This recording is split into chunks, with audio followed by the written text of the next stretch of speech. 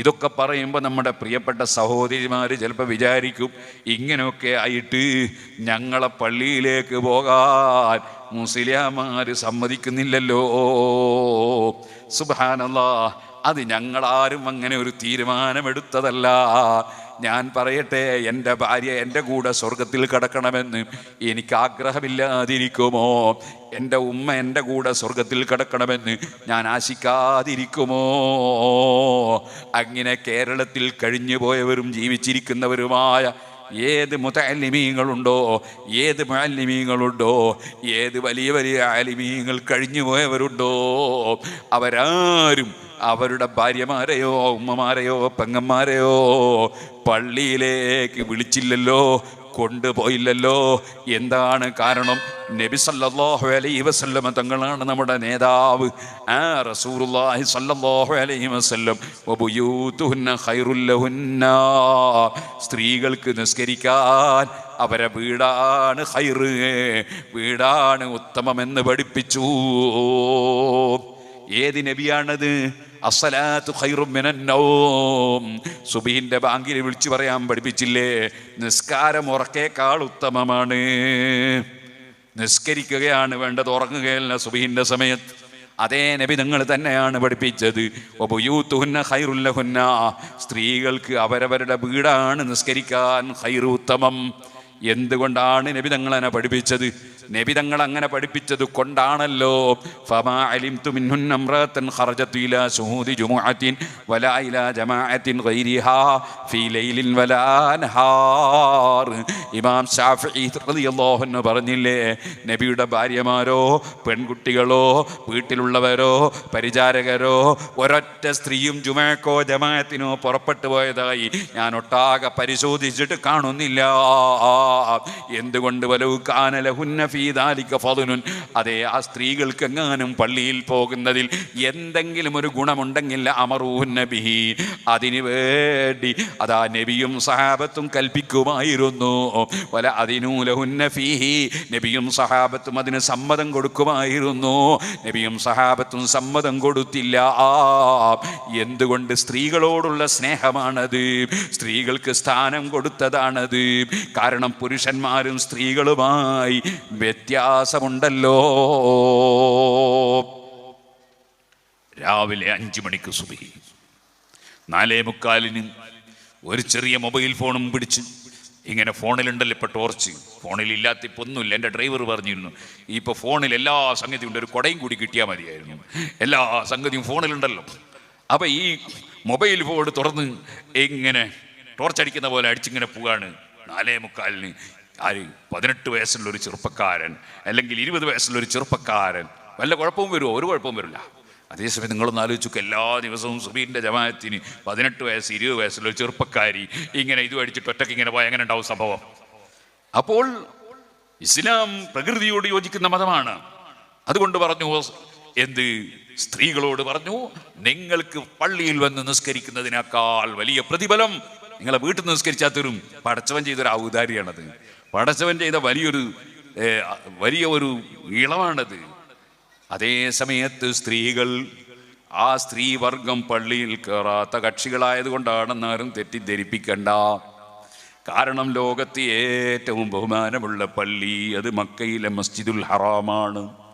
ആ മസ്ജിദുൽ ഹറാമിൽ പോകാൻ കഴിയുന്ന സ്ത്രീകൾ അവിടെ പോയിട്ട് തവാഫ് ചെയ്യണമെന്നാണ് പഠിപ്പിച്ചിട്ടുള്ളത്. ഏറ്റവും ബഹുമാനമുള്ള പള്ളിയിൽ സ്ത്രീകൾക്ക് കയറാൻ, തവാഫിന് വേണ്ടി പോകാൻ അനുമതിയല്ല, നിർബന്ധമാണ്. അനുമതിൻ്റെ അപ്പുറമാണ്.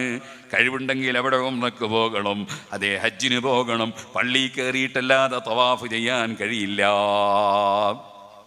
സുഹൃത്തുക്കളെ, അപ്പോൾ പള്ളി കയറാൻ പറ്റാത്തൊരു വർഗ്ഗമാണ് സ്ത്രീകൾ എന്ന് ഒരു പണ്ഡിതനും പറഞ്ഞിട്ടില്ല, പറയില്ല.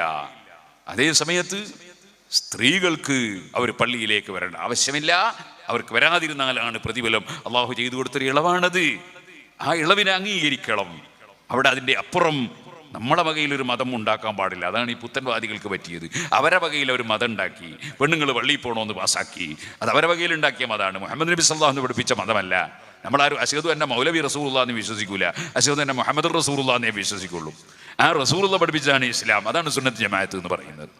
ഇനി ഇരിക്കട്ടെ, ഞാൻ പറഞ്ഞു വന്നത്, അള്ളാഹു തന്നെയും പറയുന്നത് കണ്ടില്ലേ നിങ്ങൾ,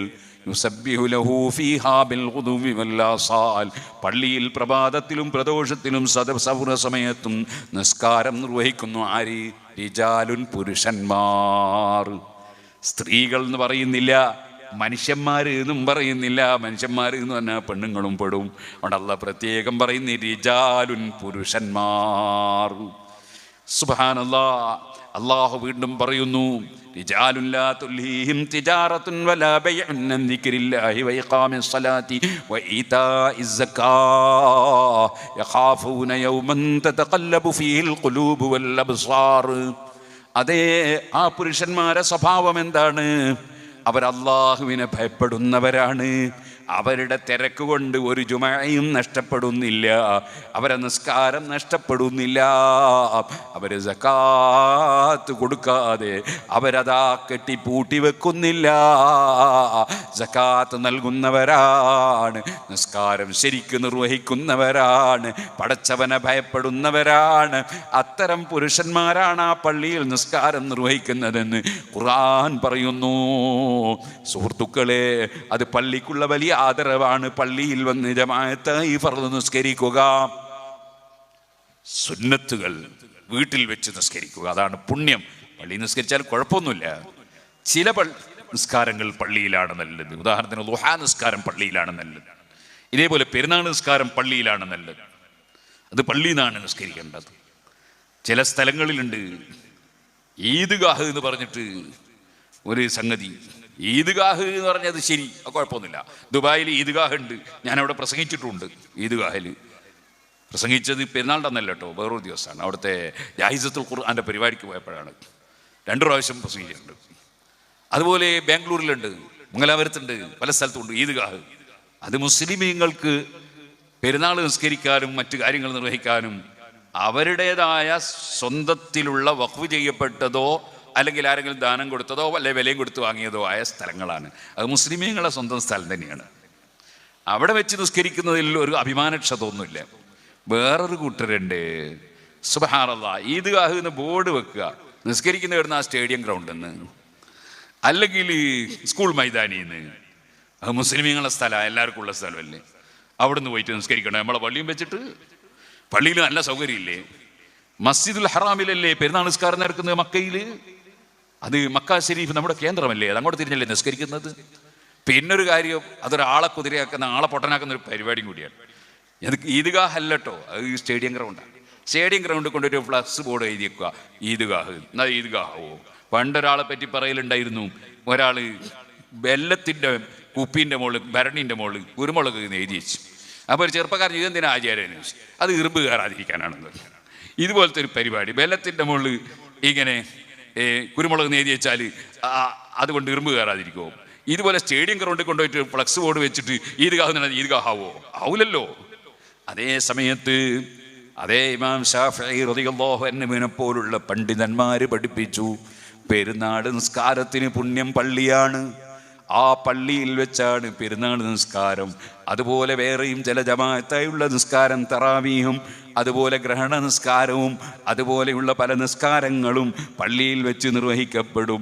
എന്നാൽ അല്ലാത്ത നിസ്കാരങ്ങൾ അത് പള്ളിയിൽ വെച്ച് നിസ്കരിച്ചാൽ കുഴപ്പമില്ല, പക്ഷേ വീട്ടിലാണ് കൂടുതൽ പുണ്യം.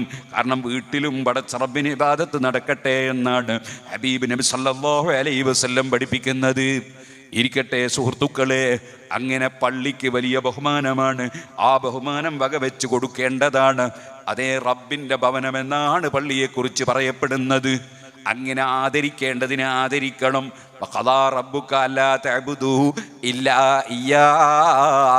അത് തന്നെയാണ് ഖുർആനിൽ അന്നൽ മസാജിദ ലില്ലാഹി ഫലാ തദ്ഉ മഅല്ലാഹി അഹദാ. സുജൂദ് ചെയ്യുന്ന സ്ഥലങ്ങളൊക്കെ അല്ലാഹുവിനുള്ളതാണ്, അതുകൊണ്ട് പടച്ചവനല്ലാതെ ആരാധിക്കാൻ പാടില്ല. ഇത് ഖുർആനിൻ്റെ നിർദ്ദേശമാണ്. എന്നാൽ അത് പറഞ്ഞതിന് ശേഷം ഖുർആൻ പറയാണ്, വഖദാ റബ്ബുക അല്ലാ തഅ്ബുദൂ ഇല്ലാ ഇയ്യാഹു വബിൽ വാലിദൈനി ഇഹ്സാനാ. മാതാപിതാക്കളോട് നല്ല നിലക്ക് പെരുമാറണം. അതേ ഇമ്മാ യബ്ലുഗന്ന ഇൻദകൽ കിബറ അഹദുഹുമാ ഔ കിലാഹുമാ ഫലാ തഖുൽ ലഹുമാ ഉഫ്ഫിൻ വലാ തൻഹറുഹുമാ വഖുൽ ലഹുമാ ഖൗലൻ കരീമാ. മാതാപിതാക്കളോട് പ്രത്യേകിച്ച് അവർക്ക് പ്രായമാകുമ്പോൾ നിങ്ങൾ അവരെ മനസ്സിന് വിഷമമുണ്ടാകുന്ന ഒരു അക്ഷരം പറയാൻ പാടില്ല. അവരോട് നിങ്ങൾ ഗൗരവത്തിൽ സംസാരിക്കാൻ പാടില്ല. വഖ്ഫിദ് ലഹുമാ ജനാഹ ദുല്ലി മിനർ റഹ്മ, കാരുണ്യത്തിന്റെ ചിറക് വിരിച്ചു കൊടുക്കണം എന്ന് പറഞ്ഞാൽ ഉമ്മാക്ക് എന്താ വേണ്ടേ, ബാപ്പാക്ക് എന്താ വേണ്ടേ, എവിടെയാ പോകേണ്ടത്, എന്തിനും ഞാൻ എൻ്റെ ചുമല് കാണിച്ചു തരും. ആ രൂപത്തിലുള്ള താഴ്മയോടെയുള്ള സംസാരം, താഴ്മയോടെയുള്ള പെരുമാറ്റമല്ലാതെ മാതാപിതാക്കളോട് നടത്താൻ പാടില്ല.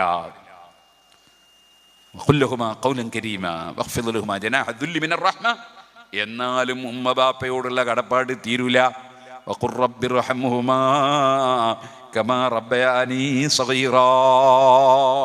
മാതാപിതാക്കൾക്ക് വേണ്ടി ദുആ നടത്തുകയും വേണം. അങ്ങനെ പഠിപ്പിക്കപ്പെട്ട ഇസ്ലാമിന്റെ പേരുള്ള ഒരു മുസ്ലിം ചെറുപ്പക്കാരനാണ് കൊടുവാളെടുത്തിട്ട് സ്വന്തം ഉമ്മയുടെ കഴുത്ത് വെട്ടിയത്. നമ്മുടെ മുസ്ലിം സമുദായത്തിൻ്റെ ുള്ള പലരുടെയും വിവരക്കേടും അധപ്പതനവും എത്ര സങ്കടകരമാണ്. അതുകൊണ്ട് ഞാൻ പറയട്ടെ, നമ്മൾ ഇസ്ലാം അനുസരിച്ച് ജീവിക്കണം, ഇസ്ലാമിൻ്റെ പൈതൃകം കാത്തു സൂക്ഷിക്കണം, ഇസ്ലാമിൻ്റെ ആശയങ്ങൾ ധാരാളമായി ജനങ്ങളെ ഉത്ബോധിപ്പിക്കണം, ജനങ്ങളെ ഇസ്ലാം അനുസരിച്ച് ജീവിപ്പിക്കാൻ ആവശ്യമായ കാര്യങ്ങൾ നടത്തണം. ഞാനിപ്പോൾ ഇവിടെ വന്നപ്പോൾ ഞാൻ ഇവിടെ വന്ന അറബി പ്രതിനിധികളുമായി സംസാരിച്ചു. ആ സമയത്ത് അവർ എന്നോട് പറഞ്ഞു, പള്ളി പോരല്ലോ, നല്ല അറിവ് വേണം, ആ അറിവ് നേടാൻ വേണ്ടി നിങ്ങൾ ജനങ്ങളോട് പറയണം. വളരെ കറക്റ്റില്ലേ ആ പറഞ്ഞത്? അറിവില്ലാതെ ഒരു മനുഷ്യന് വിജയിക്കാൻ കഴിയോ? അറിവുള്ളവരും അറിവില്ലാത്തവരും തുല്യമാണോ? ചോദിക്കൂ നബിയെ. മറ്റൊരു സ്ഥലത്ത് അല്ലാഹു പറയാണ്, അറിവുള്ളവരാണ് പടച്ചവനെ ഭയപ്പെടുന്നത്, ഭക്തിയുള്ളവർ അറിവുള്ളവരാണ്. വേറൊരു സ്ഥലത്ത് റബ്ബ് പറയാണ്, അതേ വല്ലദീന ഊത്തുൽ ഇൽമ ദറജാത്ത് യർഫഇല്ലാഹു അല്ലദീന ആമനൂ മിൻകും വല്ലദീന ഊത്തുൽ ഇൽമ ദറജാത്ത്. അതേ ഇൽമ് നൽകപ്പെട്ട അറിവുള്ള വ്യക്തികളെ അല്ലാഹു സുബ്ഹാനഹു വ തആല പടിപടിയായി ഉയർത്തും.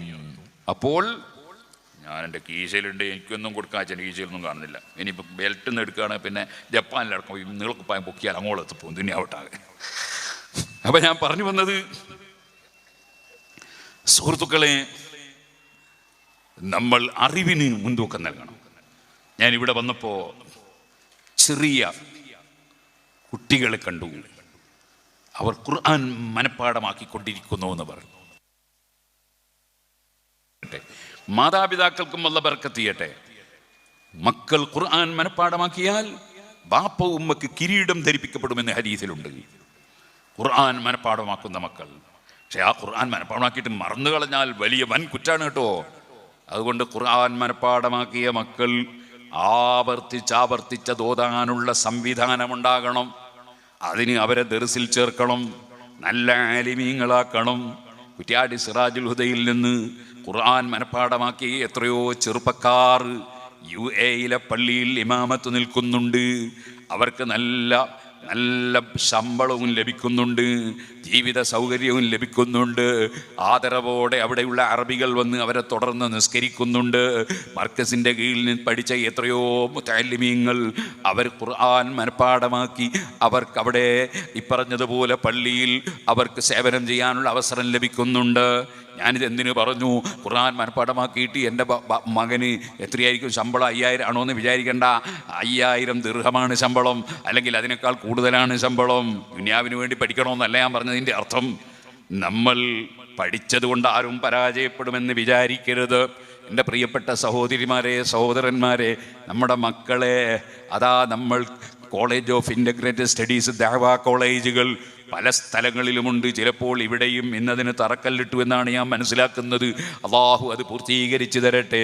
അത്തരം സ്ഥാപനങ്ങളിൽ പോയി പഠിക്കുമ്പോൾ അതേ മതവിദ്യാഭ്യാസത്തിന് പുറമെ അക്കാഡമിക് വിദ്യാഭ്യാസവും ലഭിക്കുന്നു.